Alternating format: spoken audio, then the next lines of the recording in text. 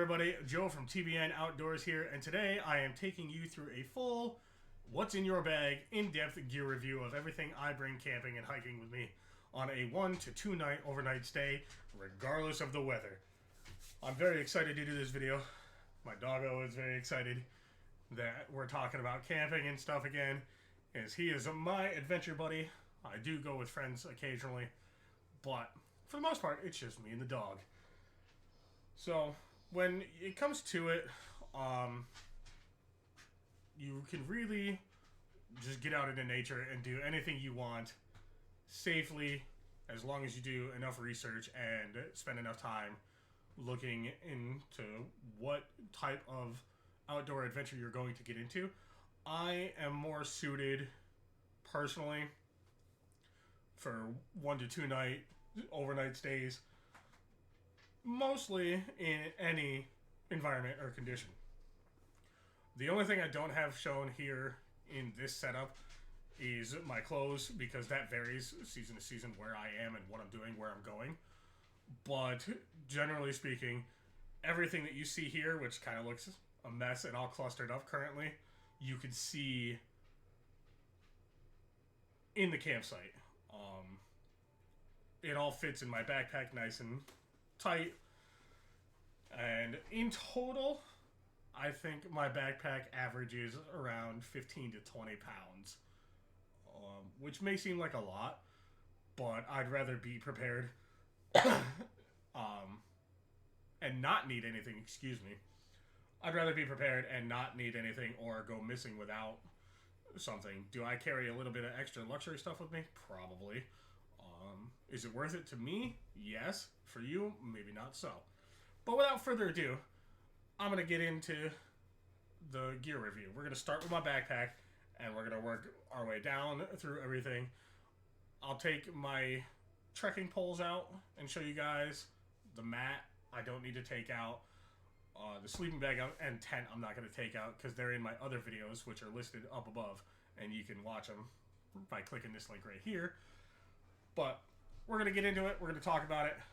I have spent many years with low-end quality stuff. I've spent many years with kind of higher-end quality stuff.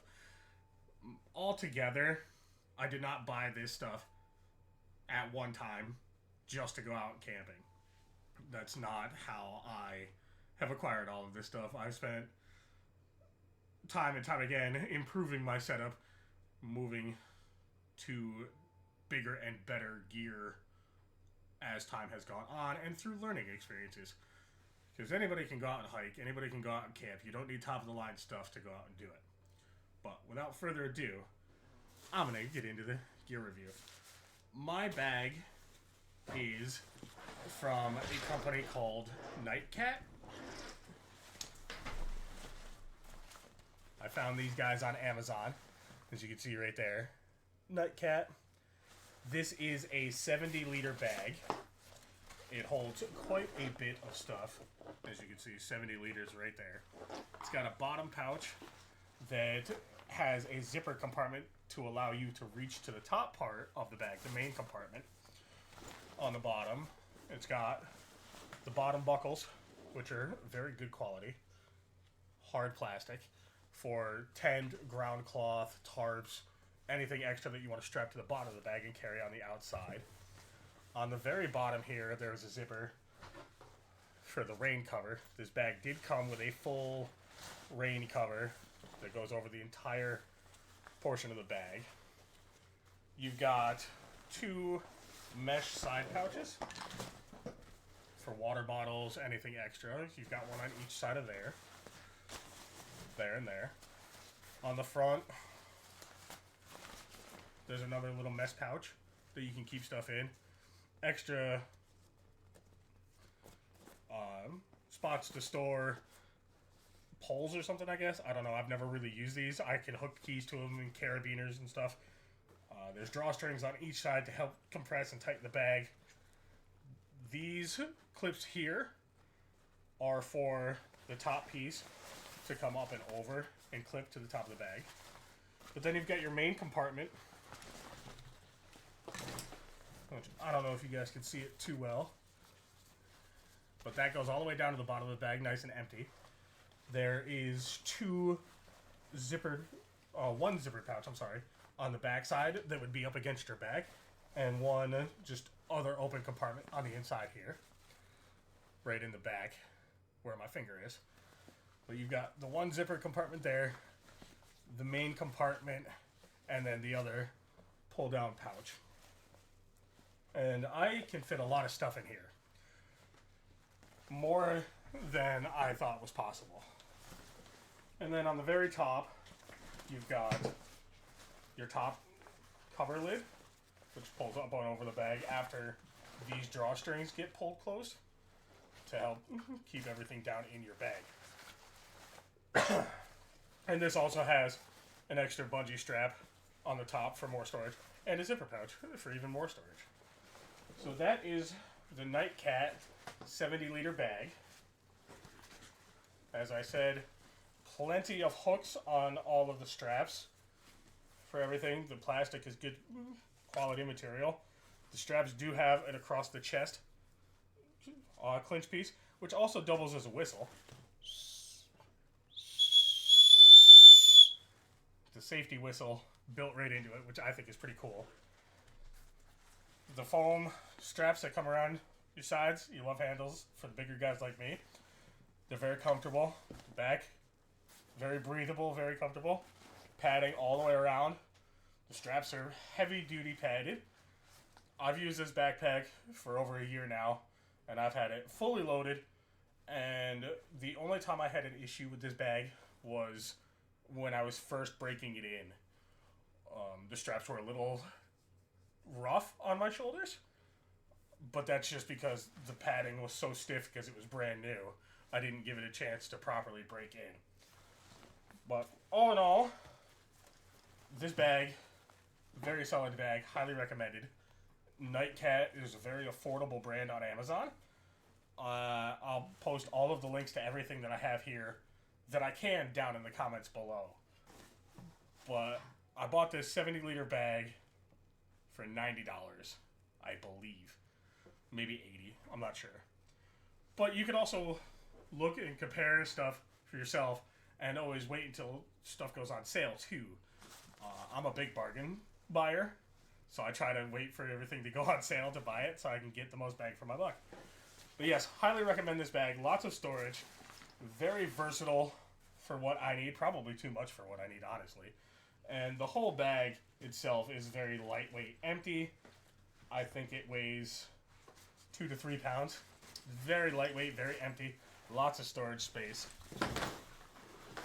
Highly recommended. Nightcat bag. And they do come in 30-liter, 40-liter, 60-liter, 70-liter. I think they even have a 50-liter. They might have a 90-liter. I'm not sure. I haven't looked in a while. That's been more than enough for what I need. Well, as you can see, it's even got the solid, hard plastic belt clip that hooks around in the front of you. Next up, we're going to do my table that I brought. This is from a company called iClimb. You can see it in another video that I have posted up here somewhere. This table folds out, 2 pieces lock in on each side, and then the tabletop snaps in front of you. I'll show you right now, but you can also check it out in my other videos. I'm not going to set stuff up back on the table in the same way I took it off. I'm going to actually wind up packing it in my bag when I get this done. So you can see what my bag looks fully packed without clothes, give or take a few things. So this is the table stand that it comes on.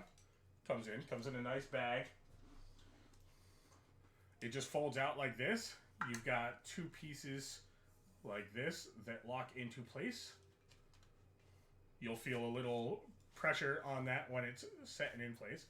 So there you have that. That is your stand. And then this is your tabletop itself. Feels like hard plastic almost. I'm not entirely sure what the material is out of, but as you can see, It just folds out accordion style, folds down, and then snaps into place.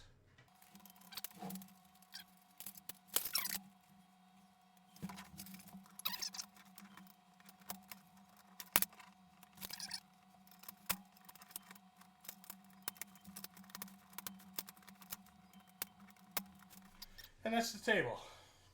It was a little more complicated than I needed it to be, but I'm also doing it inside and for the sake of the video, just to show you what it's like. Doesn't need to be perfect, but folds out, snaps into place, very solid on the top when you're not uncoordinated like myself, and holds quite a good amount of weight. We'll unpack that later, and I'll show you what it's like packed into the bag.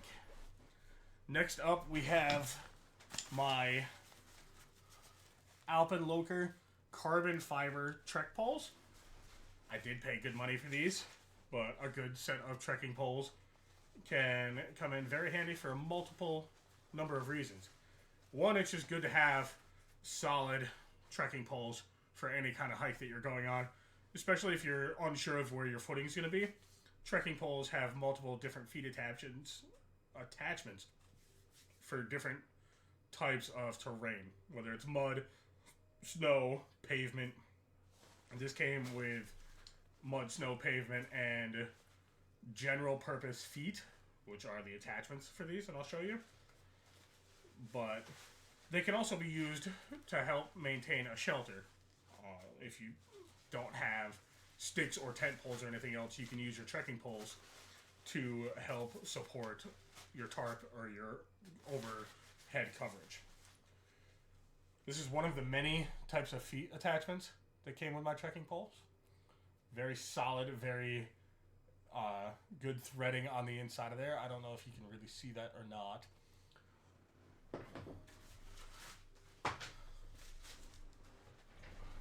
But it came with two of them, just like that. The bag that it came in, very lightweight. I'm only going to undo one of these. But mine come with a little Velcro strap right around there that holds them in place. And it is a threaded Velcro strap too. You can't really see it in the video, but it locks into itself. It's not just one piece around the Velcros. Once I get it off, I'll show you a better view. It's got a loop right there for the Velcro end to go around through. Another foot attachment, different variety. And these just lock into place. And depending on the height, which there's a adjustment right here, kind of looks like a pair of nunchucks right now. They extend out all the way up to 135 centimeters. You can get longer ones, better ones, depending on what your needs are. These work fine for me. You tighten them down, and it's got a little locking clasp right here that you just snap into place, squeeze into place to make sure that you don't, when you push down on it, that this doesn't go back into the handle.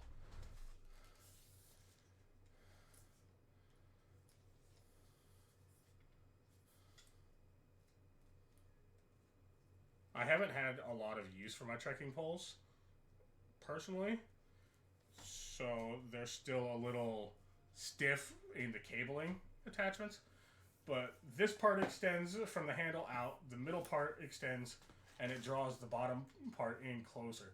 But when you do it, you want to make sure that your cable that is in there, if you have this style, isn't kinked up, because you don't want to pinch that. And they lock into place via a push button right there. And that holds everything in place. They are a cork handle, very nice, comfortable grip. They come with a wrist strap, which is right here, so you can put your wrist through to be able to hang on. This is a road foot. It's just very simple for pavement.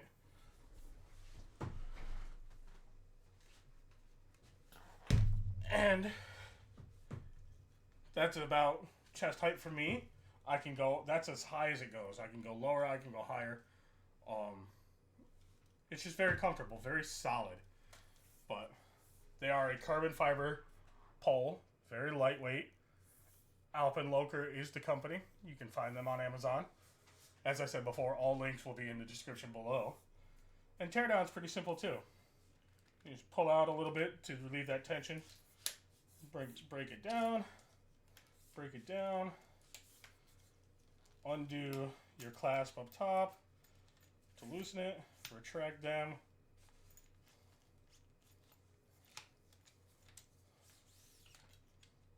Not that part. It does come with a little stop label to warn you not to pull it out farther than that.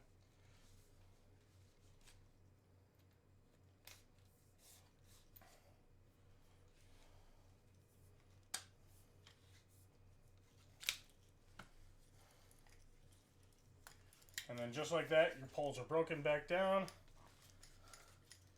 And then you take your Velcro and reattach them for security purposes so that it doesn't come undone in your pack. Not the worst thing to come undone in your pack, but probably not the best either. They did give a little extra Velcro on this, which is nice. So if you wanted to, you could probably put both of them together. I keep mine separately in the bag, just that's how I do it, but you could probably put both of them together on one strap. Then you cinch it down, Velcro it up, and you are good to go. Back in the bag they go.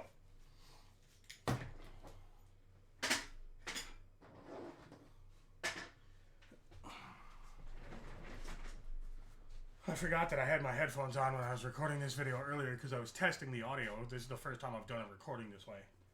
So, we're working on it, figuring it out. This is my tent. This is from Mountain Summit Gear. It is a one-person backpacking tent. Those are all your dimensions right down there. 6.8 feet by 3.3 feet by 36 inches. And this tent, I spent a little bit of money on because I wanted a lightweight tent. I wanted something that was durable, but also lightweight. And this tent has worked out really, really well. I forget where I got this tent. I think I got it from REI. And for those of you that don't know what REI is, it's an outdoor supply store, outfitter. It's a little on the pricey end, but I'll have to look up where I got this because it was either Amazon or REI, but either way I paid good money for my tent. Something you don't have to do, but if it's something that you intend on doing a lot of, you really should invest in a good tent. This weighs 3 pounds, all said and done. It opens and closes within 10 minutes tops on the slow end. And it's minimal setup. The pole is 3 pieces that connect into one. You've got the long back pole that goes down the back of the tent, like right here. And then it connects into a centerpiece that 2 of your front poles where your door is are. And that's it. Snaps into place. It doesn't have to feed through anything. It's a freestanding tent. And it came with some pretty solid stakes. The tent poles are super light. And the fly covers the entire tent and gives you a vestibule. You can check that out in another video that I've done up there as well. I am not setting my tent up inside. However, you can go check it out for yourself. Mountain Summit Gear, one-person backpacking tent. Of course, generic tarp as my ground cloth. Having a ground cloth really comes in handy in any kind of weather because when you're on the ground, not only does it add as a shield for cold, but it's also a moisture barrier too. And moisture when you're camping in any weather, whether it's warm or cold, is a problem and uncomfortable. More so in the summertime, it's uncomfortable. You can deal with it. You're not going to freeze. But in the wintertime, you really want to have an extra layer on the ground to protect you from all of your stuff getting wet, as well as a cold barrier too. It's not a lot, but it's something. And you can work from something versus having just bare ground and everything gets wet and then you freeze. So, just a generic tarp. This one I think is 6 foot by 6 foot. It's just enough to cover my tent and everything around me. I do have bigger tarps that I can put over top for extra rain protection or snow protection, even sun protection in the summertime. But this one, the ground cloth is a must. Next up is my sleeping bag. This is a cold weather sleeping bag that goes down to 20 degrees Fahrenheit, 7 Celsius. There's a long mummy bag, as you can see right there. It's got the hood, pull cords, cinches down. This is a Kelty sleeping bag. I got this off of REI as well. I will leave, as I said before, I will leave the links to everything that I have down in the description below. Highly, highly, highly recommend a good quality cold weather sleeping bag. The last thing you want to do is go out there unprepared in cold, freezing temperatures. This does not go to negative temperatures. My tent is not technically a 4-season tent, but I have enough gear and padding, Lord knows, and proper gear where I could stay warm, combining a multitude of different things. But with a sleeping bag especially, you don't want to go cheap for cold weather camping. Warm weather camping doesn't really matter. We're all trying to be comfortable in the heat. None of us like to sweat when we're sleeping. So you can do pretty much anything in warm weather. But cold weather sleeping and camping, definitely recommend a good quality sleeping bag. Probably a mummy bag, just so you have full protection. And you're going to spend a little bit of money on that, but I promise you that it's very worth it. Next up, I have my mat. This is a no-brand mat that I got off of Amazon. It's hit or miss with mats. Some of them, the seams just don't hold up. Other ones don't really do a lot of protection. This one, in particular, does not have an R rating, I don't think. So I don't know how well insulated it is. But it's tall and extra wide, and it comes with a built-in pump. So when you have this fully open, you would close your foot valve down here, which is actually your head because this is down by your feet. So you would close this valve, and you would open this valve, and you would squeeze this to inflate it.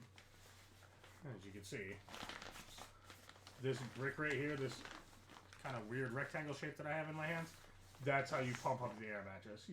You would open this cap, and you would pump. And it takes about 5-6 minutes to fully inflate to where I like it. But it has not let me down so far. It has been a very reliable mat. I haven't had any issues with it, with leaks or anything like that. And it was relatively... It's just a comfort thing, too.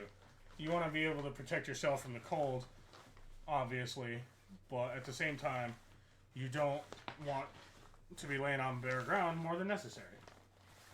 So to have a little extra padding to help keep you off of the ground and away from the elements, just a win-win. But you could buy a mat for any price, anywhere, online, at Walmart. I bought a couple of air mattresses from Walmart for my leisure camping. But it never hurts to have good gear and be well prepared. This just rolls up. There's a little bit of air in it right now because I rolled it wrong. Technically, you're supposed to roll it from the pump up, but that air will come out. Then it just goes back in the drawstring bag and in the bottom of the bag. And ready for the next adventure. When you have inflatable stuff, it's best practice to get the air out of it because, especially in freezing temperatures, if you wound up getting moisture in it somehow and it froze, you would damage your components and it wouldn't work anymore. And then you'd be SOL. But that's my mat. Next up is my chair. This is a personal favorite of mine. I love this thing. Being comfortable while camping is something that I value.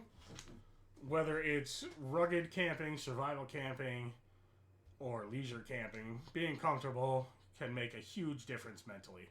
So, do I need to bring this chair with me at all times? Absolutely not. Do I? 100%. Because it's just a peace of mind for me. It does add a little extra weight to the bag, which for some may or may not be ideal. I personally know that I'm bringing this, so I'm mentally prepared to have that extra 2 to 3 pounds in my bag.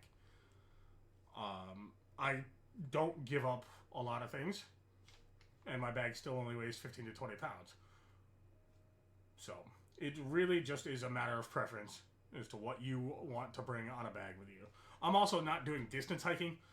A lot of hikers will do 10 plus miles in a day, and understandably 15 to 20 pounds on your back is not ideal, but I'm only doing a couple miles, spending the night, and then coming back. Will I do farther and bigger hikes? Probably. Will I bring as much stuff? Probably not. But that's what you have to plan for when you're doing this. But this is my chair. You've seen it in the videos above. Yes, these are all call outs. Same strap as the tent poles. It pretty much puts itself together. It looks like a mess at first. But once you get all of the pieces out of the way where they need to be,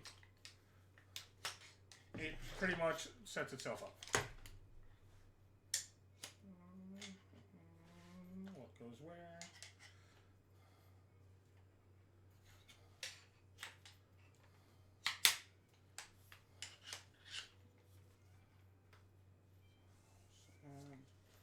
There's that. And there's that. That is your chair. Just like that. This is also iClimb.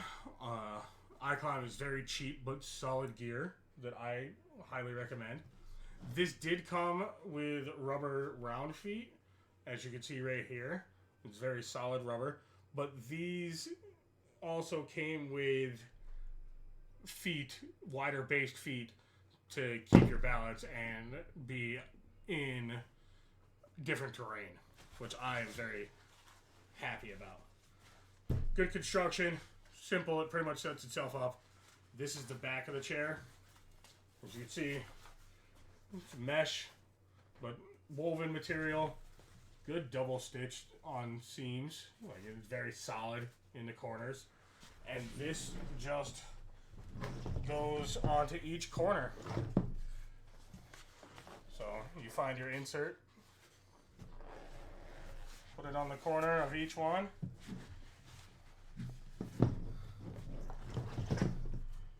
Same with the bottom. It's got your inserts right there. You're gonna have to stretch a little bit for the last one, but once it gets broken in, it's not that bad. And then on the last one, same thing. Give it a little stretch and a tug, and your chair is set up. Just like that. It does have 2 pouches on the side for cell phone storage, whatever you choose to use.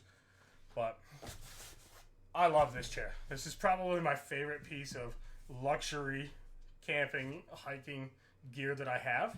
As lightweight as it is, this thing weighs 2 pounds fully assembled and can hold 250 pounds, which is what I am. I'm a bigger guy.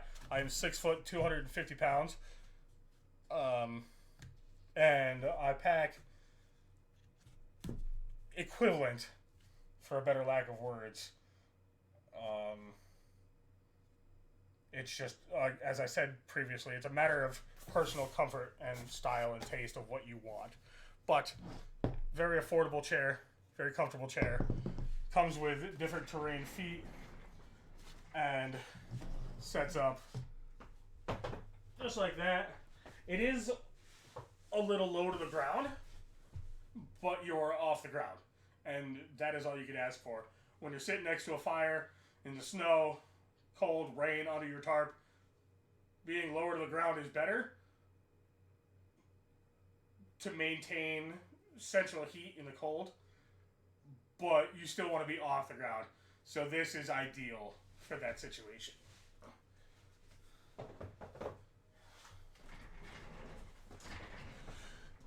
But that is my chair, and that is the majority of the bigger things that I carry in my pack.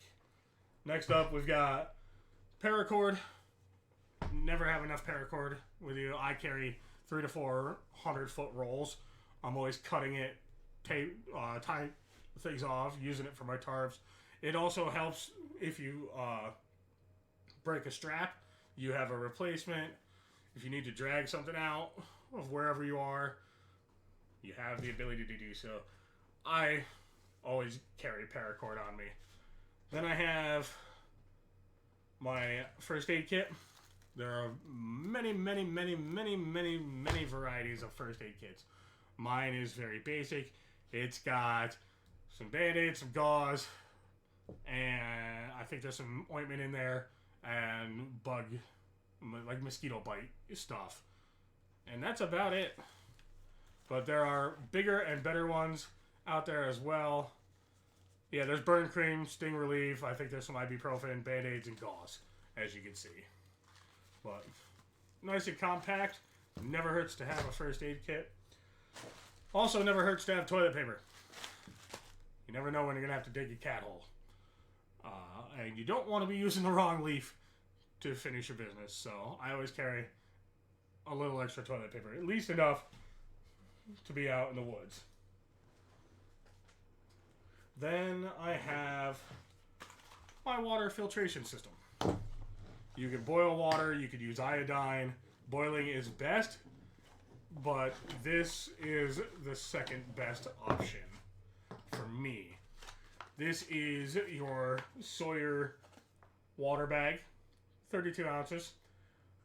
You can fill this with water. This kit came with 2 and a carrying kit. You fill this with water, whatever your water source is. It's just a screw-on cap, and then you have to manually fill the water. And then this is your filter. This screws on to here. Once you take this cap off, this screws onto here. And that filters the water in the bag because your filter's in here. It did come with a couple of different attachments. You could put a hose on it to transfer water. It came with an injector for cleaning purposes. And it comes with like a little pourable top along with, what's this other top in here? What do we got? It's all the way down to the bottom of the bag. Hell no. Along with a drinking cap. But this will go bad after a set amount of uses. This filters down to 0.1 microns, absolute hollow fiber membrane water filter. So that does sediment as well, I believe. You can kind of see it right there. Having clean drinking water without having to carry water is absolutely a necessity. I try not to go camping in places where there is no water nearby. It does happen. I'm not saying that it hasn't. I'm not saying that it won't happen again. And there are options to get water, but to be able to filter it and so you can have clean water without worrying about parasites or bacteria is a must when you're out in the wilderness. So I bought this at Walmart. Actually, this one I bought on Amazon because it came with 2 bags. The one at Walmart you can buy just as the kit, and they also sell a water bottle that has this filter on it as well. Very cheap. I think the 2 was $30 or less. Highly, highly recommend getting yourself a filtration system. Which brings me to the next point. If you don't have a filtration system, you're going to need some kind of camp stove. This is the Ozark Trail lightweight camp stove. This thing has blown my mind for what it is and how cheap and affordable it is. Came with a carrying case with a hook so you could attach it to the outside of your bag if you wanted to. Solid heavy duty pouch with a side pocket. It came with a different attachment for a bigger gas source cylinder. I don't need it personally, but this is the stove. Look at this thing. I'm going to move you closer so you can see. Look how small that is. It does have a piezo igniter. This little latch right here, which is also your gas control valve, holds your legs in place. And it just folds out. And that is your entire stove. Right there. These fold out as well to give you a little bit more surface area to set a pot on and whatnot. But yeah, that is your stove. You have your sparker right here with your push button igniter. This is your gas valve. Left to allow more gas, right to close the gas off. And that screws into one of these. This is a gas canister. I have 2 of them that I bring with me. They're butane propane mix. If you're in very cold temperatures, you don't want to use butane or propane because it'll freeze. White gas is best in sub-zero temperatures. But for what I've done so far, you can pick these up at your local Walmart for $10 a piece, I think they are. And this just, you got your little O-ring in there, just screws onto here. I have 2 of these, and it just screws on.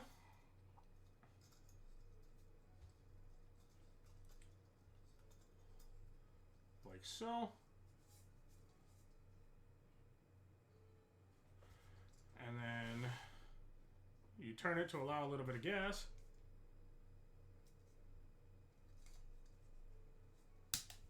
And then you ignite it. And you have your stove. And that's all there is to it. It did come with a set of legs for a bigger base. I have never used this. Just to set your gas can on for more protection. It doesn't exactly fit. I've never used it, but it did come with them, and they are good solid plastic. But that's the mess kit.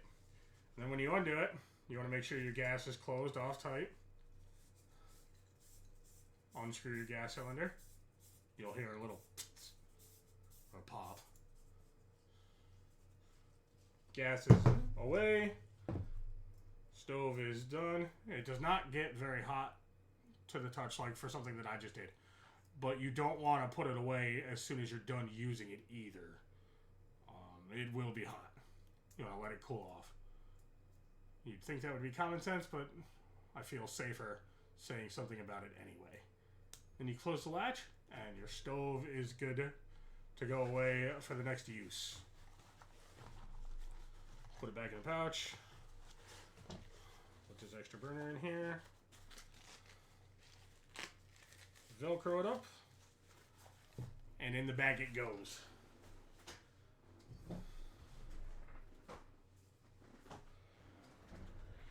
Next up is something called GoFire, all natural fire starters. I just bought these the other day. I've never used them.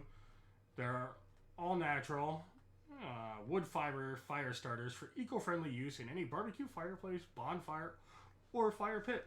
Non-toxic. But as you can see, they're like bundles of sawdust wrapped around and like little wood clippings and stuff like that. Each one of these burns for 8 to 10 minutes, or 8 to 12 minutes, which I'm not entirely sure. As I said, I just bought these and never used them the other day, so I'm going to test them out when we go on the next camping trip coming up in 2 weeks, I think. But having some kind of fire starter, whether it's like wool and Vaseline or a little bit of like an alcohol wipe or something that you can catch on fire to start a campfire, absolutely a wonderful thing. But to have one pre-made is even better.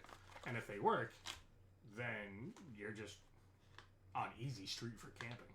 So we're going to give these a try on the next camp out that we go on. But they make a variety of fire starters. There's the logs you can bring with you of compressed wood. There's pellets. You can do homemade remedies. There's a number of different ways that you can make a fire starter. But I just saw these.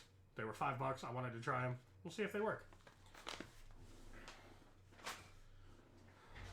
Then I have a lighter to start said fire. Not to mention that if something rips or tears like paracord ends like this, see how it's all frayed? You want to be able to melt that end to keep it from continuing to fray and tear. Then we have a headlamp. This is also Ozark Trail, as you can see. It has a couple of different directions. It has a couple of different modes. You have your normal spotlight right there. Or your normal light is the first one. It's got an emergency mode and then off. So you've got your normal, mid-range, flood, and then emergency. And a headlamp is just so convenient because it still lets you keep your hands free. You can use it for in your tent lighting, like if you're hanging up above you, you don't have to hold it. Basically, the best part about it is hands free. Then yeah, I picked this up for $10 at Walmart. There are bigger and better ones. There's longer battery life ones. There's rechargeable ones. This one takes AAAs, which you can see in the back. This back plate comes off. But we're on a budget here, and when you start, you're on a budget. So having a good quality headlamp at an affordable price is perfect. And the rest of this stuff is just comfort stuff. This is my knife that I use for splitting wood. Comes with a fire sparker. Paracord braided handle. Ozark Trail again. Got it from Walmart. Serrated edge. Flat edge. This is good to put on a piece of wood and just hammer down to make smaller pieces of kindling. But the paracord can also be used in emergency if you don't have any. I just generally prefer having a good quality bush knife with you out in the woods. You never know when you're going to need it. But it's a good utility tool to have. And the fact that it came with a fire sparker, so you could spark off the knife to start a fire, is wonderful. The sheath is good quality, hard plastic inside, hard edging, nice solid rivets to hold it in place. It has a belt loop, so you can keep it right on your belt at all times. The only thing that I don't like is that the fire starter is not more secure in the pouch. You could probably tie it off on the paracord if you wanted to, because the knife handle is velcroed in with the blade sheathed. So you could attach the fire starter to the end of the paracord here if you really wanted to, but I just keep mine in front. And I usually don't keep this on my waist. I keep my knife in my bag. So that is just a personal preference. You can do it however you want. Then I have two different style external batteries. This one, the smaller one, is from a company called Miady, M-I-A-D-Y. I don't know if you can see that right there. I bought 2 of these for $20 on Amazon. They are 10,000 hours, I believe. Yeah, 10,000 milliamps. 2.4 max amps, 5 volts. But yeah, I bought these in a 2-pack for 19 bucks, 20 bucks on Amazon. Another channel that I watched had them in his description, and I thought it was really cool, so I went and got it. Solar power, if you got it, you got it. If you don't, you're sitting in the woods, you can't charge your devices. These are just nice to have. This is a bigger one. This is from ONN, ONN. Does the same thing. Different ones have different ports. This can do 2 USBs and a C USB, I believe it's called. But same thing. 2 different sizes. I prefer the smaller ones. More lightweight. Can fit in your pocket if need to. And they do more. This has 2 USBs, C USB, and a different adapter port on the bottom there. So the little ones actually do more functionality than the big one. But I have a variety of them. I also have more of them. And last but not least, camera stuff. Little tripod. The tripod that camera's sitting on. The selfie stick for those long-range action shots. And then a light that clips over your phone. It's got a hole in it right here. So you can clip it over your front-facing phone. Like so. And if you're taking selfies and doing whatever, or recording on your phone, this light clips over your phone without blocking your camera. And it's got different modes on it. It's got your on-off. I think mine's currently dead. I haven't charged it in a while. I haven't used this in a while. But it's got your white light mode, your yellow light mode, and a mixed mode. Which I thought was pretty cool that you can do it over your phone and still have good lighting for different things in the wilderness. But those are not necessities. Those are what I carry. That's everything in my bag. So let's pack it up and see what we can get and how we can do it. I'm going to move you guys back a little bit, see if we get a wider range. There's that. We're going to move this stuff off to the side. General rule of thumb when you're camping is always have your shelter and other necessities at the top of your bag so you can just grab them when you need them. Clothes and everything can stay in the bottom. For this case, I'm just going to stuff things in the bag to show you generally what it looks like. So my sleeping bag will go first. This does fold out into a 6-foot bag, by the way.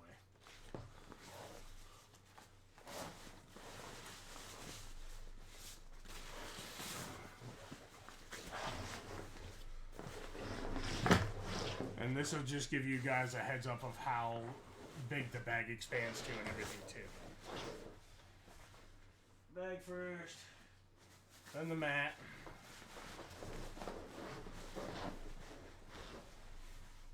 And then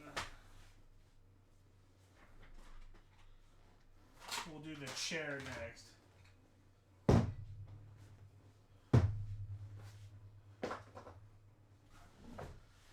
Chair disassembles the same way it went together. Just pull it off, fold up the cloth, fold the legs up, and away you go. I never pack my bag the same way twice either. Just doesn't work out for me. Mostly because I don't remember how it went together the first time. When you get something to work and then you forget, it just happens to be the way it goes. Turn everything down.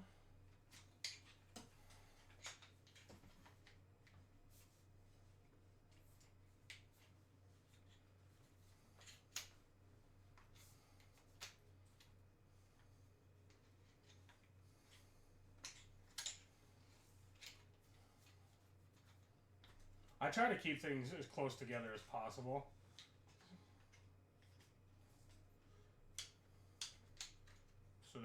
take them apart, they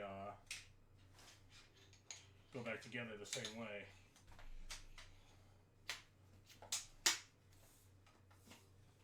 But like I said, it snaps together on its own most of the time. Doesn't come apart on its own like it should, but it does snap itself together. And it does have directional arrows for when you are putting it together.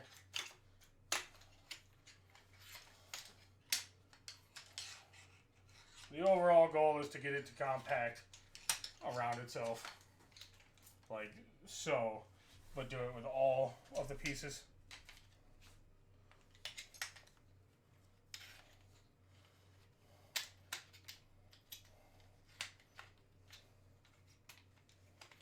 Like that.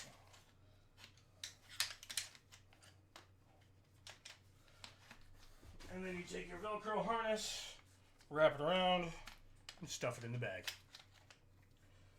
I have 2 of these harnesses together for this one,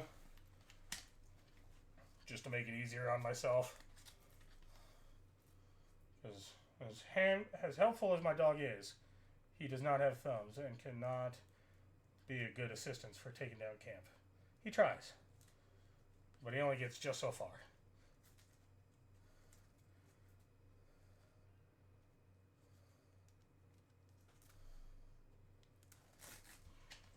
Strap that down and in.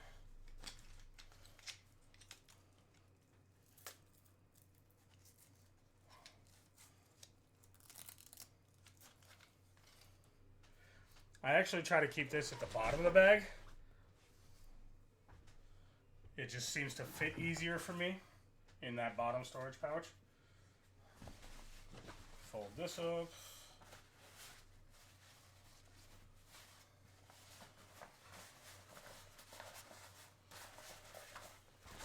And then the bottom of the bag it goes.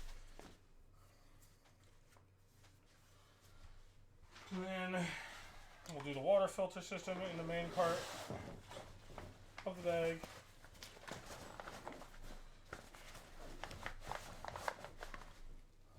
Do the cook stove in the front part of the bag, or in the main part of the bag. For this specific pack, I'm going to put the fire starters and the fuel in the bottom of the bag.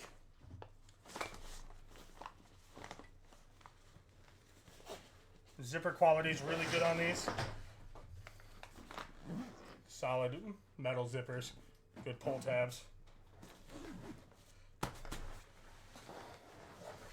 And then on the bottom of the bag, where my tent and stuff gets strapped in, you got your tent and your ground cloth. Strap those in.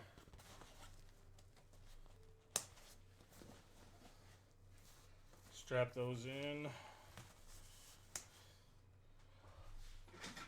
I also put my trekking poles down there. If I'm on flat ground, I don't need them. I usually hold on to the bag, like the shoulder straps, more when I'm on flat ground.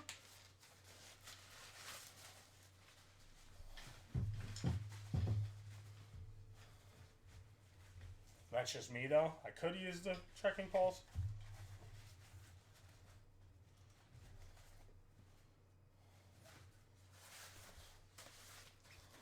The only reason I strapped the tent and the tarp in the first place is because I knew it was loose enough to be able to do that. Normally I would put everything in a pile and then do one strap, tighten it down, do another.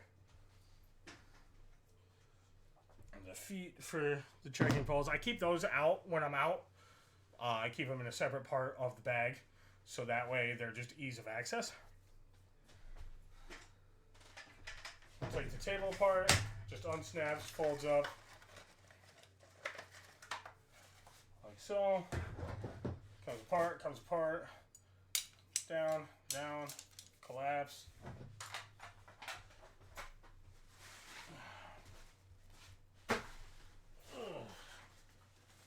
Table goes in the bag, And that also gets strapped in right here on the outside.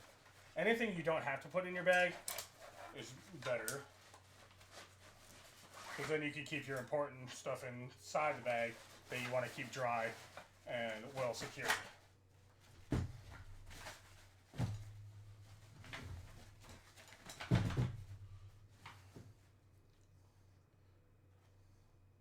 This is just a pull cord, like so. Undo these. See how I keep everything in a pile like that.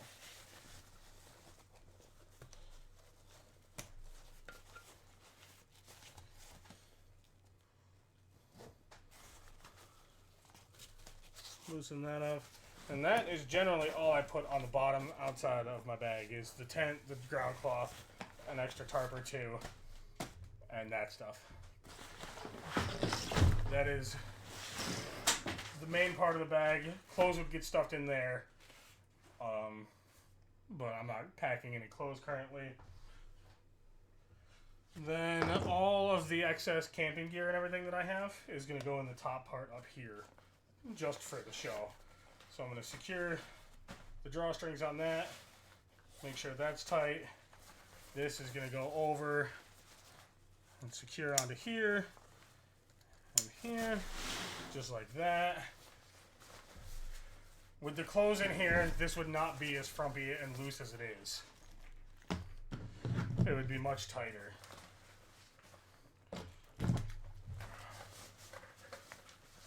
My headlamp and knife go in here. Sometimes I keep the knife on the side pouch. Depends on how many watermelons I have. Paracord recording gear goes in here. Toilet paper goes in here. Extra feet for the trekking poles in here. Zips up. First aid kit, just to also have some color while you're out in the woods. I always put that right out in the front. Right there. You might not be out hunting, but there may be people hunting, so having a brief patch of color is always good. And then the lighter goes up front too.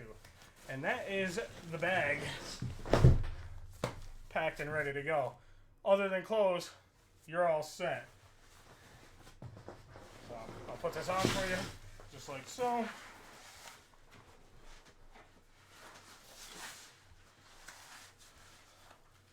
Nice and secure. You want to make sure your straps are fit good. You want to make sure your back's even.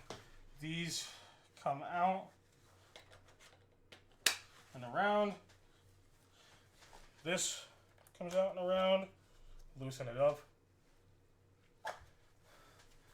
Set yourself however you want. You want to make sure your straps aren't twisted, like that one just was. And there you go. You're off. Everything's secure, center. You don't want to be left or right, one way or the other. But you are good to go. So, thank you everybody for watching this video. Hopefully you liked it. If you use any of the gear that I mentioned here before, or have it seen in my descriptions, let me know. Let me know what your favorites are down in the comments, and I will see you on the next adventure. Until then, bye everyone.